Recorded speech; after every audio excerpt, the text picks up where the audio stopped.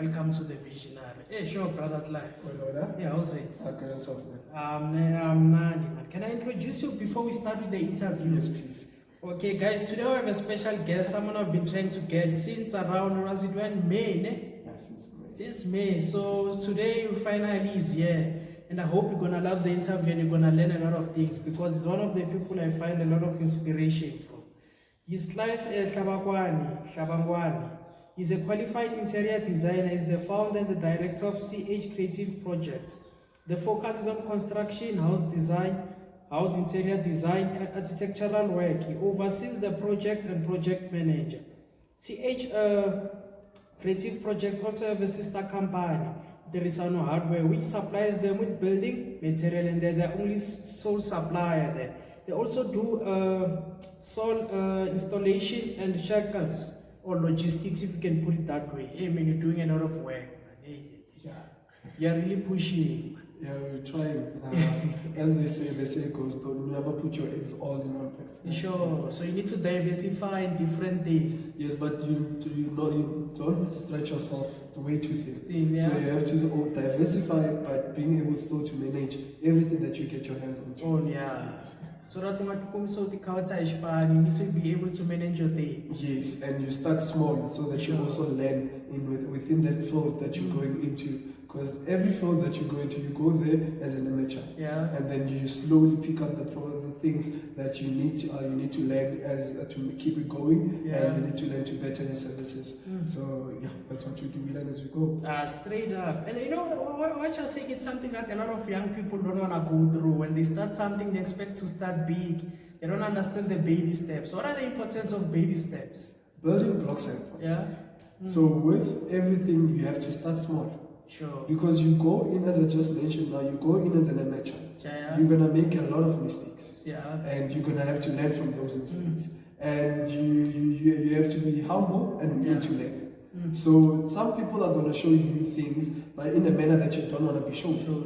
But you have to be able to receive it in a positive, in an eye, and view it with an eye that, you know what, they're trying to make me a better person in this thing that I'm doing. So that's how we do it. We take critics and we learn from whatever it is that we're told, whether good or whether bad. We make mistakes, we take responsibilities of our mistakes, and we try to avoid them in the next projects or in the next service that we render to someone. So that's how we better our services as we go.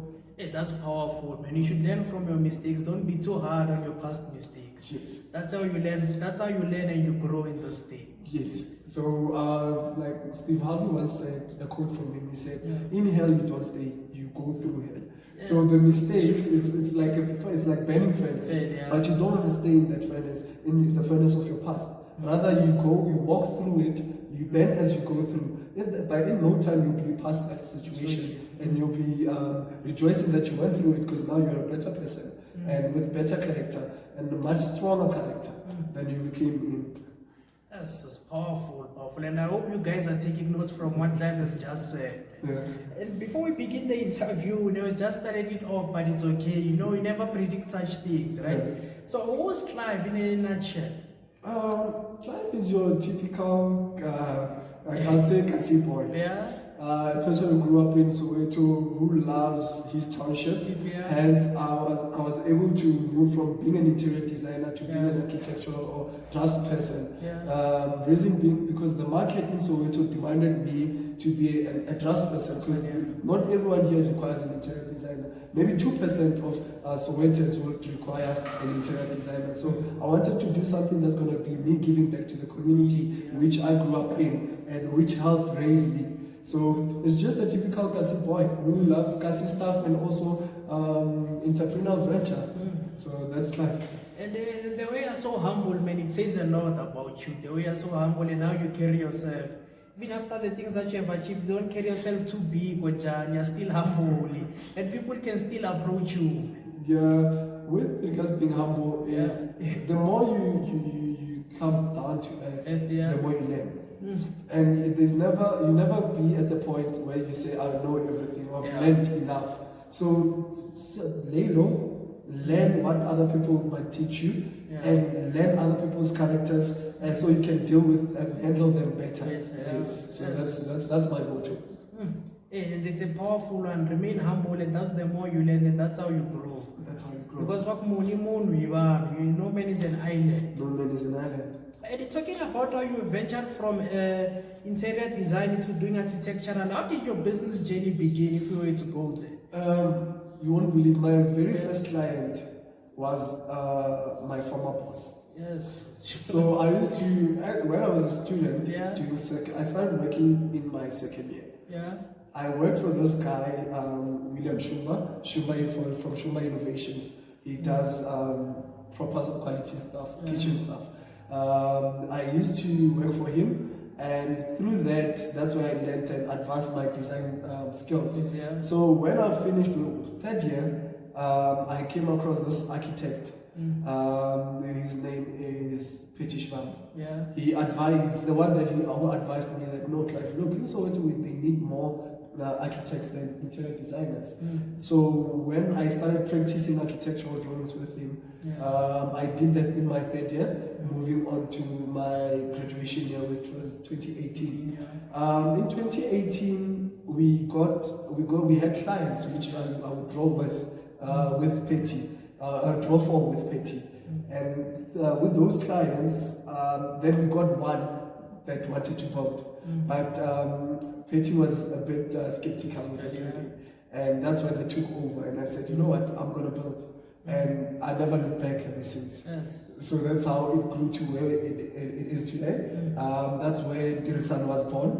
The sister company was born, and we started supplying building materials. Now we're in cooperation with CH. Yes. So yes, that's where we're now. Yes, I said it's fine how your thing started. Was it your plan all along to become an entrepreneur, or you were looking to work for someone during that time before you had the first project? I think the goal was, okay, from varsity start time, I never saw myself really working for anyone. Yeah. And when I graduated and I saw the opportunity, and God presented me with that opportunity that I've just mentioned, I thought, okay, let me grab it. Because the opportunity comes once in a lifetime. Sure. You take it with both hands and you don't look back.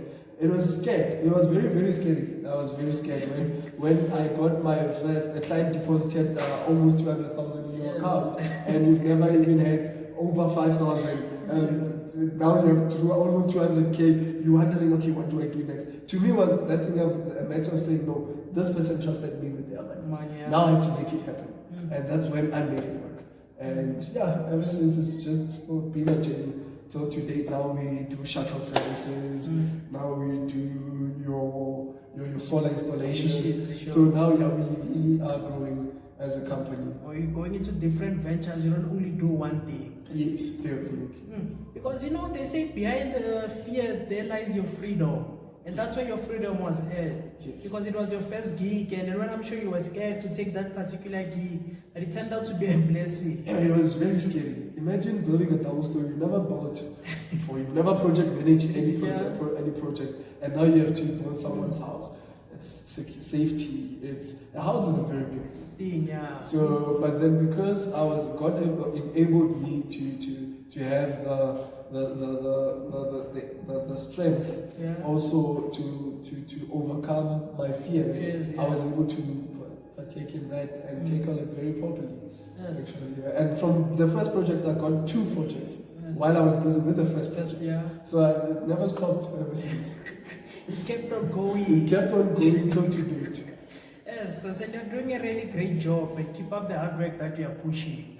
Because it's really inspiring to a lot of people who are watching you, and some of us are learning from a distance from what you're doing. So how did you go about around it, organizing your first project, like getting the manpower and all of that? Manpower, as I was doing architectural drawings, there was a particular client that I was doing plans for. So as I was busy with the plans, he got his own builders, and I saw the builders work. I liked the work. So that I got in contact with the builders, and then I used them for the project that I had. So that's how I came about getting labor and skilled labor. And what would you say is the importance of what's this thing called your networking? Because I don't think if it was not of networking, you wouldn't have the labor that you were gonna work with and people that you were gonna trust. Networking is very important because it builds relationships. it's an unbroken relationship. Because some of the people that I started off with, I'm still with to date. And if I hadn't gone and tried to understand or be curious enough to know how does building work, I couldn't have been where I am today. So, and also through that, I was able to learn where to get supplies.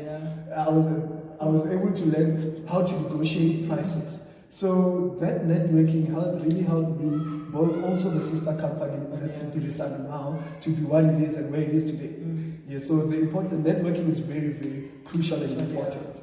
Yes, so you have to be always willing to learn and understand, not to give your knowledge. Always go out to learn and understand. Because that's the principle, you learn and you understand. Learn and you understand, and that's how you grow. And you execute. Because the mistake that we're making is we only learning but we don't execute. We always have these wonderful ideas, but we don't keep them, we don't practice them. You might think your idea it's $1 million idea. You keep it for 10 years, and then on the 11th year you execute it and you find that it's a flop. You lost 10 years. So that's why I believe in whatever idea you have, you execute it now. If it works, it works. If it fails, it fails. We move on to the next idea. So that's how I build. That's how I go. I've lost a lot of money doing trying other ventures before. But for me, it was learning curve, as I'm saying. And that's how you grow from your mistakes. Because if you don't make any mistakes, which means you're not moving or you're not trying anything. You're not trying enough if you don't have any mistakes. Because that's how we should go about it. And talking about planning and executing, you like have a business plan when you started this or you only just started. Because there's this motto, you need to have a business plan. So I want to hear from you. If you have any or only have the vision of the business. Number one, I didn't have a vision of the business. I didn't see, the only vision I had was of my personal goals. This is what I want to achieve at this age. That was the only vision I had. Business-wise, career-wise, I had no vision. Number two, business plan. I never had it till today. I don't know what that is. I don't have a business plan. It's nothing that I think of something and I speak to my partner, my parents, my friends.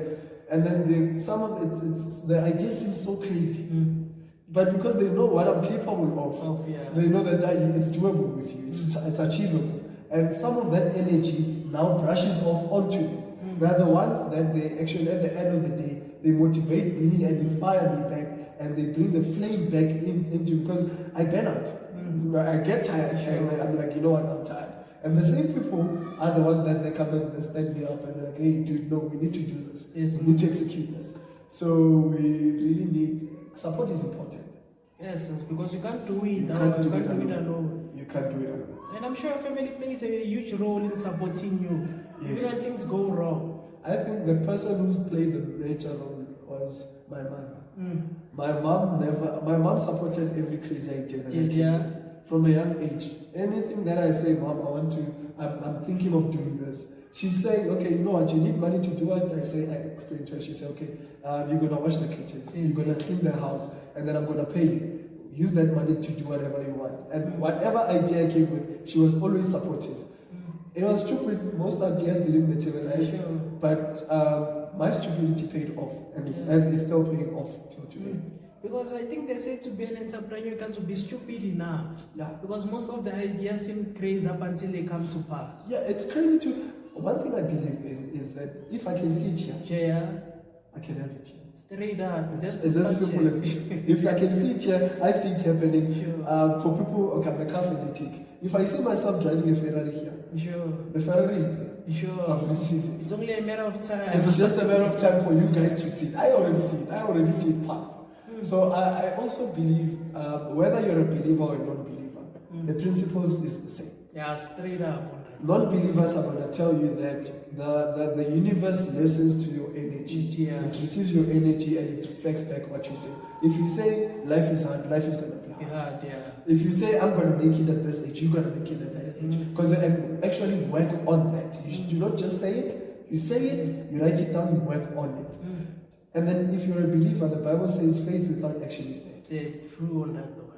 So it's the same thing. whether you're a believer or non-believer, the principles are the same. Yeah. And that's what we fail as youth. We want quick cash, we want quick stuff, forgetting the principles that are laid. And it says faith without action. It means you need to put in effort. Oh, true. You need to believe first. Put in effort, and you're gonna get it. If you can see it here, you can achieve it here. Yes. It's as simple as that. Hey guys, they're just giving you some powerful strategies.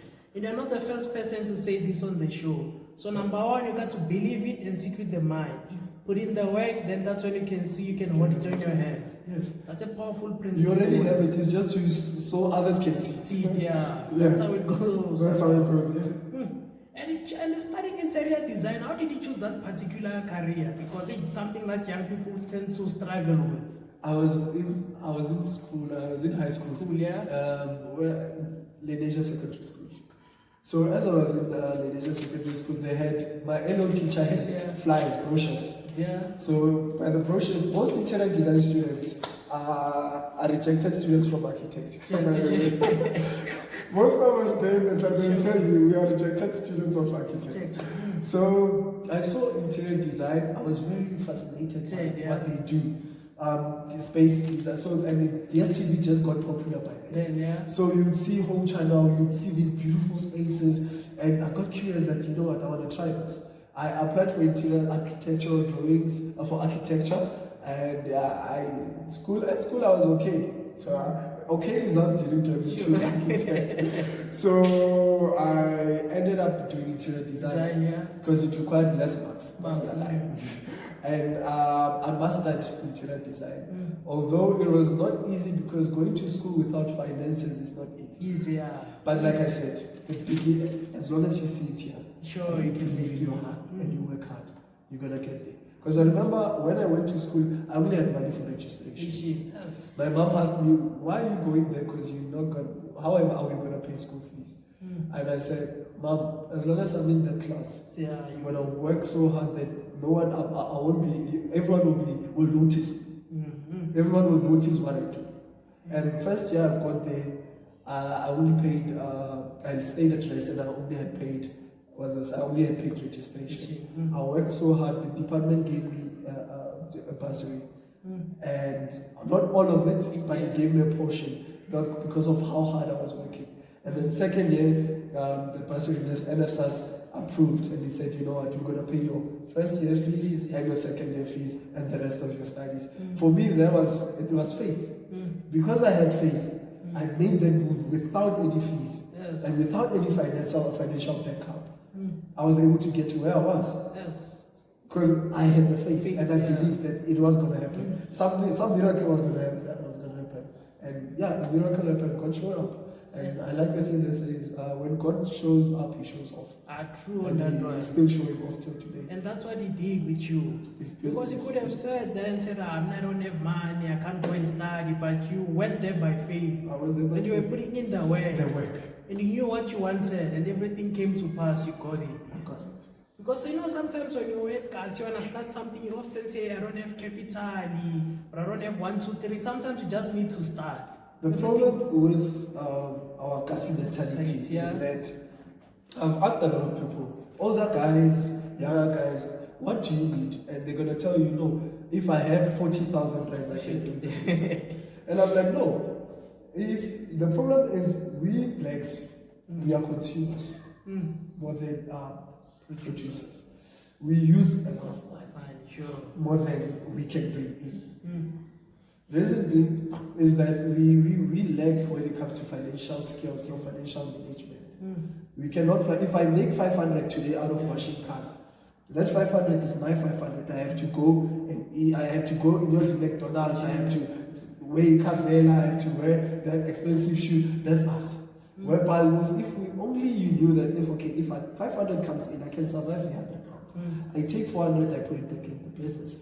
And yes, not put it back into the car wash. Next to the car wash, let me open a store, let me sell myself. That 400 is going to generate another 400. So in this now I'm making 500 plus 400 from the store. Now I'm making 900. So that's how you gradually grow into business. You don't just start with capital because you're never going to get that capital. Most of us are most likely never to get capital ever. Because you don't have that rich uncle. You don't have that rich uncle. You don't have a business plan like myself.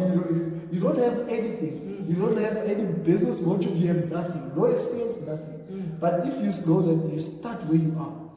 If you have 50 rand, you can start with 50 rand. There's nothing too hard to start.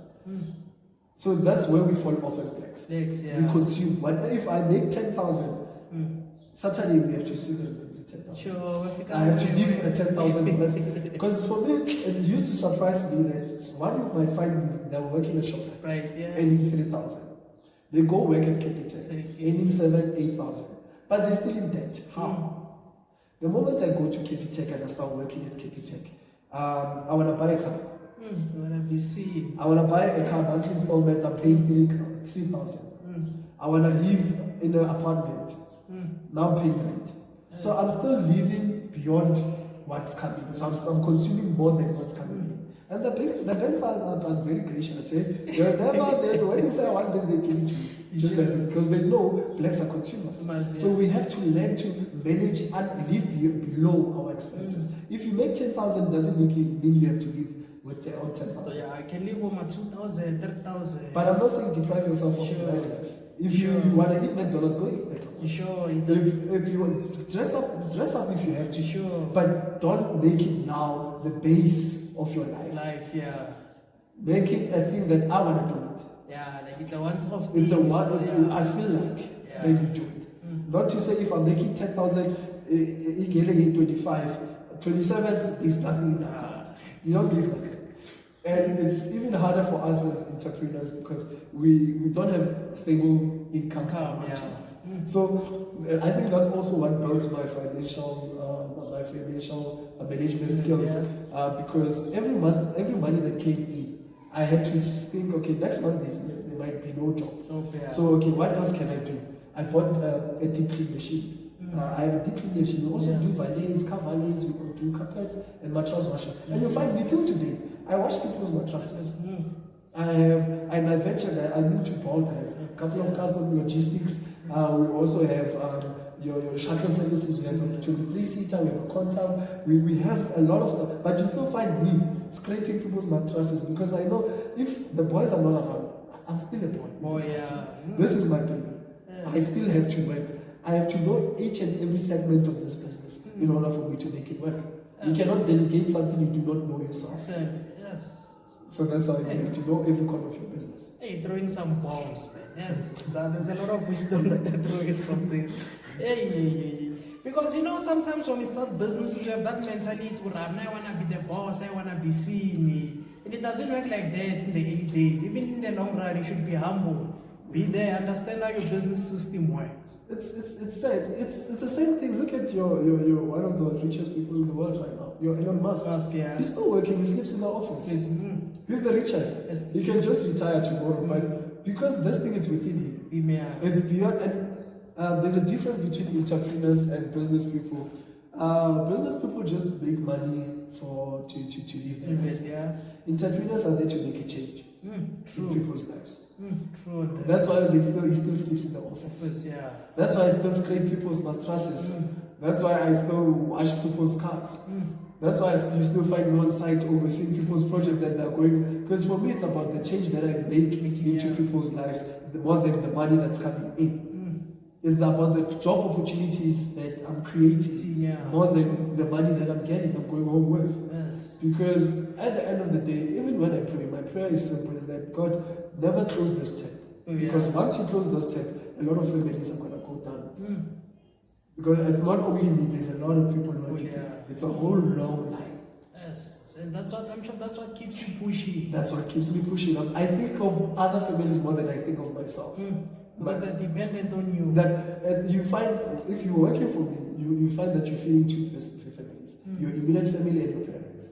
So it means if God closes my tab, two households are going to struggle. Multiply that by 23. It's a lot. It's a lot. And how many people you currently have under your payroll or under your company, if I may put it in that way? So they vary from time to time, from project to project. But it's, I would say, with everything, all those departments, it's about 23 employees. Hey, that's a great job. I am really doing great because even getting one person to work in your business is not easy. So I can imagine 23. And maybe to manage each and every one of them, it's crazy. Crazy. But we still have tried. And how do you deal with challenges? Because I'm sure you do meet challenges once in a while. You don't run away. You face them. Yes. Challenges, that's a simple thing. You face them, you don't run away. If you do, if you make a mistake, you go face your client and you say, I made a mistake. How do I fix it? It's up to them that they're going to let you fix that. I've had clients whereby they've said, yeah, you did this, we're going to take you to court. And then you say, no, it's fine. I take full responsibility. I'm asking, how can we make it work? So if they don't want to make it work, then it's on them. But if you're taking responsibility and also want to fix, then there's no problem. So that's how I deal with problems. I face them and then I move past them. That's how. Because that's how you're gonna win. If you keep on running away, even your problems will keep on following you. Rather face them and deal with them. Yes. And what makes you different from the other competitors in the game? Or what sets you apart? I think that one, God sets me apart. I would lie if I would say I did this, I'm doing this differently. God sets me apart because there are a lot of people that I know that were in this game before, a long way before I was here. But I've bypassed them if you look at the things that I've been doing and what I've done. Because it's just God who gave me the wisdom to be able to do such. So there's no particular method that I'm saying I'm using, but it's His grace more than anything. Because even the mind that I have is not a mind that I'm reading books. I'm not reading books. I'm just curious, being like, yes, I do a bit of research, but it's not my might or my power, but it's just God who's doing it for me. You're sustained by the grace. It's all by the grace. It's all by the grace. Because to be honest, it's only now that I'm putting in an effort when it comes to marketing. I've never marketed or advertised my products or what I do, but since 4 years back, I've been having business to date. Even during COVID, I had projects during COVID. Yes. So you see, when I say it's not by might or by power, but by the Spirit and grace that is upon us. And what role has your relationship with God played in your business? Because I think having God in your business makes a huge difference. I would say it's very, very important because, as the Bible says, the beginning of all wisdom is to fear the Lord. So to run a business and manage a business, you need wisdom. So you can't have wisdom without fearing the Lord. So whether be it you Muslim, be it you Hindu, be it you Christian, there's still God. There's still one God that we all serve. So we all have to just be, okay, I believe that, believe in the God that you serve, and then everything will go through for you. And that's what's happening in your life. And that's what's happening. I'm practicing something and I'm sharing something that I've experienced in my own life. And you're growing bit by bit. I'm growing daily. Yes, so because guys, I believe having a relationship with God is important because in this business thing is never easy. Some decisions they require you to have God by your side, and even His guidance will help you in the long run. Yes. Because I'm sure there are certain decisions you make and then you look back in your life, you can see if it was not of God, you would have flopped in that particular thing. A lot of decisions, especially when there's money involved. And people's money, not your money. People's money. So you find that there are a lot of challenges that comes with that and responsibilities. But He helped us like through this thing. Through the whole. And they are winning, and we are still winning. And there's still more to come. There's still a lot more to come. Especially this year, I think that's when, as I said, that's when we're going full all out with the launching of the company, then the decided actually putting it there into the market, advertisement. So because I'm a car fanatic, I've also now incorporated it into motorsports. I'm into speeding. So we now venturing with sponsoring spinners, so they help us advertise, get our brand, our name out there. So we go to stands for people who like stands, like our cars, we make them look the part. So we try to diversify into all segments to help us get our name and our brand out there. So can I ask something as you're speaking? I have this question about how you are managing your business and how it's growing. Like, do you have someone who's helping you to run the business side? Like the management of the business, like with how finances, marketing, like how you're doing things? No, I do it alone. That's why I don't sleep.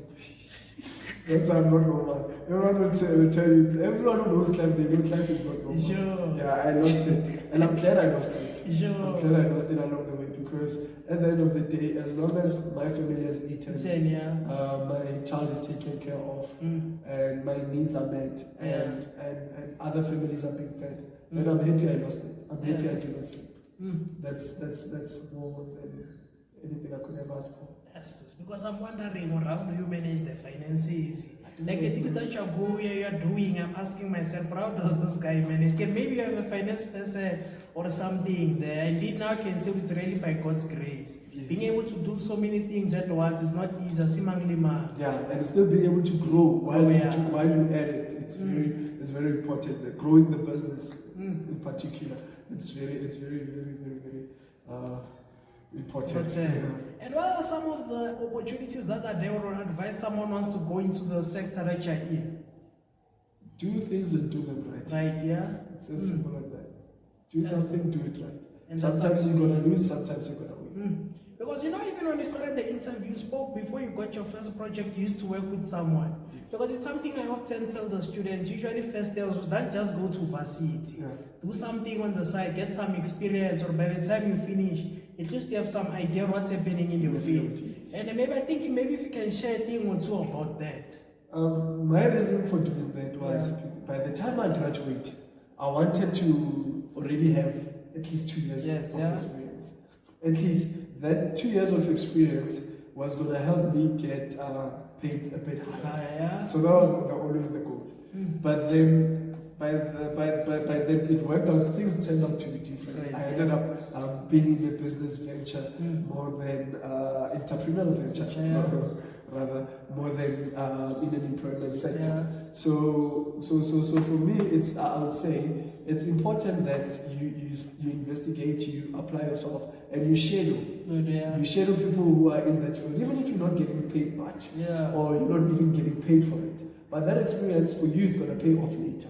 Whether it's you're an entrepreneur, you're a business person, or you want to go work at a particular company, at least have an experience, have some references. Because the same references are the ones that are going to give you a start tomorrow. Powerful, guys. So do you see the importance of why I always emphasize this point? When in university, go out there and make your name and learn, especially the shadowing one, because that's why you learn a lot. Yes. And these days it's all about connection. Just check like how you got your first project. You didn't have to go and hustle there. Yes. Because they saw your work ethic, go and push. Yes. So guys, you'll never know what might happen from that particular thing. And what made you to go into logistics? Also, logistics, it's one of the businesses that never halt. Yeah. It never stops. People always want to move around. There's always people who want to move around. So that's when I saw that there's a loop, there's an opening in the market. Let me try and venture into that. And it has its challenges. And as I said before, I didn't know logistics. So I learned and picked up the disadvantages and the advantages of it. And whether financially, I understood the disadvantages and the losses of it. And I'm learning as I'm still going. But though the returns are pretty okay. You see what you're working for. So at the end of the day, as you said, it's about overcoming your fear. So you jump. What I do, I jump and I hope the parachute works. Sure. So I don't trust the parachute. I jump and I hope it works. If it doesn't work, then it's so brilliant. And you will learn. And you will find a way to come up better, you see. So I don't know, what was this thing I wanted to ask? And what other ventures are you planning to go into in the future? In the near future? Yeah.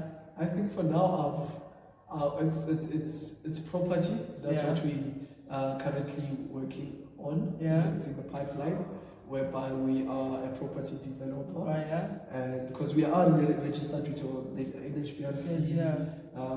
So we are registered with the regulating parties that regulate construction part of things. And we want to go into property development as well as owning a couple of units and stuff. So that's where we go with that. And already you're going into that space, man. It's only a matter of time. Already I'm there. Sure, as you have said, you're already there. I'm already there. It's just a matter of time until you actually see it. But it's already there. It's already there. Because they say whatever the mind can conceive, the mind can achieve. So as you're about to close the interview, I don't know what are the last few words you left to say to our audience at home or to people who are watching this. I would like to say that never stop believing. The moment you stop believing, that's when you die. Yes. You hear that, guys? If you stop believing you God, Yeah. you're gonna stay at that corner and wake up and go to that corner every morning for the rest of your remaining years. Yes. So never stop believing and never stop working towards your dreams. Because it's one thing to say I'm gonna drive that car sitting there. And there's a song that says the principle has been the same since 70s, since 40s, since ever since the principle has been the same. How are you gonna get it if you're still sitting in one place? So never stop believing, never stop dreaming, and never stop acting upon your dreams. That's all I can say. You hear that, guys? Never stop believing, never stop working, and keep on pushing. Go back to that corner up until you find your win.